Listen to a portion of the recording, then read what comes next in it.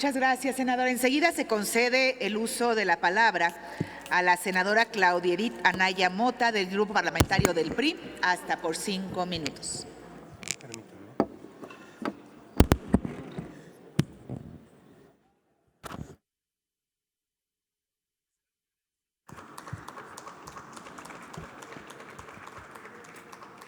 Muchas gracias.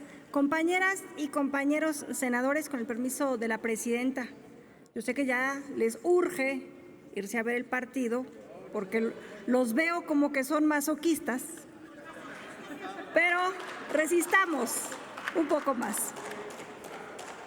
Celebro que hoy tengamos un debate que tenga que ver con el 3 de diciembre, Día Internacional de las Personas con Discapacidad. Celebro que tengamos en el radar que existen muchas personas, y aunque fuera solo una, que tienen dificultades para ver, para escuchar, que tienen una intelectualidad menor a la del promedio, que tienen dificultades de movimiento. Y celebro que entendamos, escuché los discursos anteriores, celebro que entendamos que hay un cambio de paradigma a partir de la Convención Internacional sobre los Derechos de las Personas con Discapacidad que ratifica el Estado mexicano en 2008.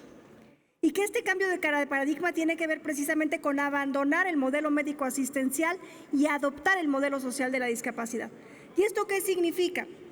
Significa entender que el problema no está en la discapacidad, sino en el entorno, que el problema no se encuentra en la imposibilidad de ver, sino en la imposibilidad del mercado de renunciar a la vista y adoptar el talento. La discapacidad se encuentra no en la imposibilidad de escuchar. La discapacidad se encuentra, y el problema de la discapacidad se encuentra en que no existen elementos comunicacionales que nos permitan tener un modelo en el que las personas que no pueden hablar y que no pueden escuchar estén de manera incluida en las conversaciones. El problema de la discapacidad no está en no moverse.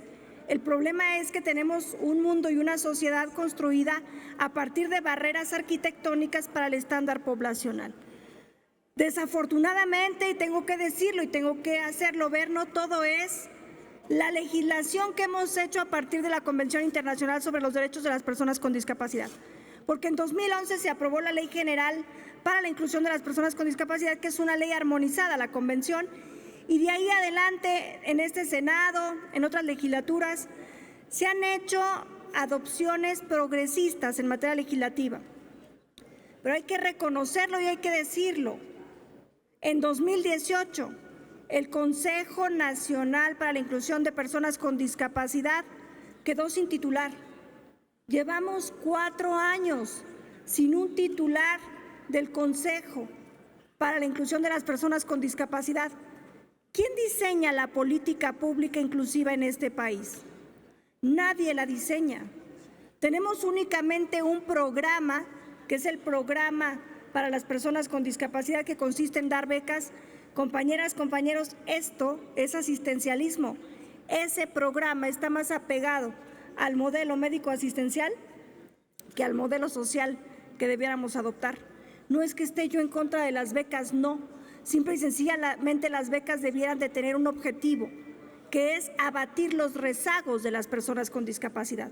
Yo aquí escuchaba que ustedes reconocen que las personas con discapacidad tienen educación promedio inferior al resto de la población, que tienen acceso al trabajo promedio inferior al resto de la población. Bueno, pues sí, y el diseño de estas becas, que es lo único que tenemos hoy día, no te permite que tú quieras abatir ese rezago, porque para adquirir esa beca ni siquiera tienes que estar inscrito en una escuela, o para adquirir esa beca ni siquiera tienes que estar incorporado en un centro laboral. Es decir, la beca es a cambio de nada y se centra otra vez en que el problema es de la persona con discapacidad y ahí le va su dinerito y que lo arregle como pueda. ¿Dónde quedó la política pública transversal inclusiva? También fue en este gobierno cuando se desapareció el Fondo para la Infraestructura y el Transporte de las Personas con Discapacidad. Ese fondo que creamos precisamente en 2011 era un fondo que pretendía abatir rezagos en infraestructura y se lo acabaron, lo desaparecieron para 2020. Es terrible que no reconozcamos que la política pública de este sexenio regresa al modelo médico asistencial. Ve a las personas con discapacidad como sujetos de caridad.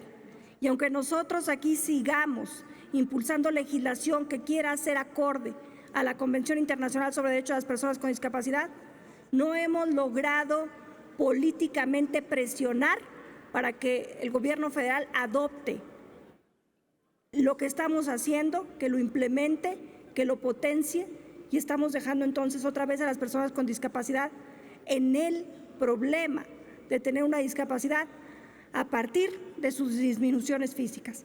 Eso es terrible. Asumamos hoy este compromiso como Senado. Retomemos nuestro poder político de presionar, que exista un titular de CONADIS y que vuelva el diseño de política pública transversal inclusiva. Muchas gracias, compañera presidenta.